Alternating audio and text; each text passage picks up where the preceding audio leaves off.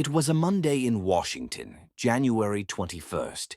Jefferson Davis rose from his seat in the Senate. South Carolina had left the Union a month before, followed by Mississippi, Florida, and Alabama, which seceded at the rate of one a day during the second week of the new year. Georgia went out 8 days later.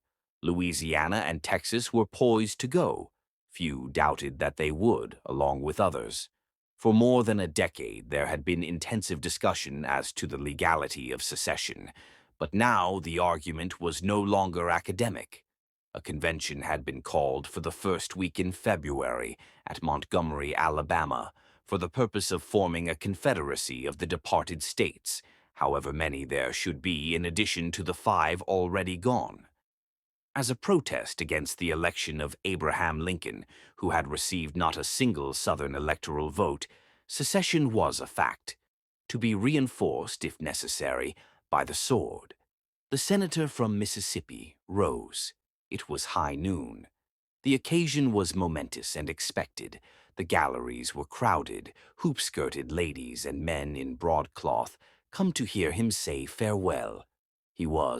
By now, he was one of the acknowledged spokesmen of secession, though it had not always been so.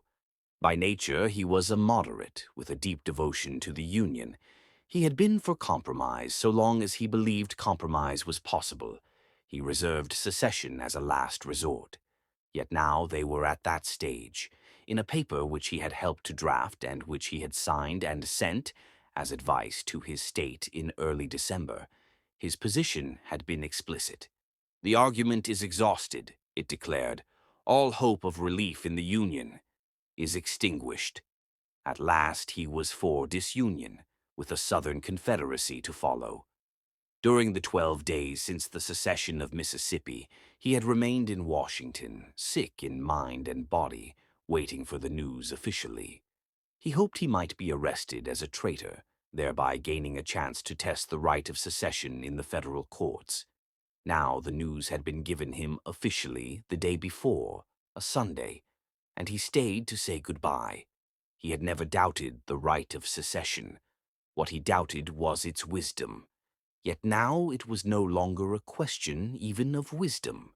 It was a question of necessity, meaning honor. On the day before Lincoln's election, Davis had struck an organ tone that brought a storm of applause in his home state. "I glory in Mississippi's star," he cried.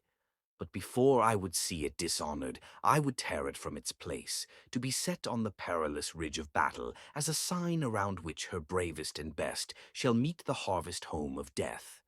Thus he had spoken in November, but now in January, rising to say farewell, his manner held more of sadness than defiance.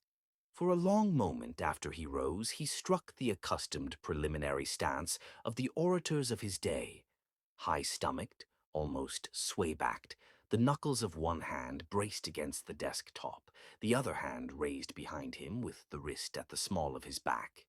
He was dressed in neat black broadcloth, cuffless trouser legs crumpling over his boots, the coat full-skirted with wide lapels, a satin waistcoat framing the stiff white bosom of his shirt. A black silk handkerchief wound stockwise twice around the upturned collar and knotted loosely at the throat. Close-shaven, except for the tuft of beard at the jut of the chin, the face was built economically close to the skull, and more than anything it expressed an iron control by the brain within that skull. He had been sick for the past month, and he looked it. He looked, in fact, like a man who had emerged from a long bout with a fever, which was what he was, except that the fever had been a generation back when he was 27, and now he was 52. Beneath the high square forehead, etched with the fine crisscross lines of pain and overwork, the eyes were deep-set, gray and stern, large and lustrous, though one was partly covered by a film, a result of the neuralgia which had racked him all those years. The nose was aquiline, finely shaped, the nostrils broad and delicately chiseled. The cheeks were deeply hollowed beneath the 2 high cheekbones and above the wide, determined jaw. His voice was low, with the warmth of the deep South in it.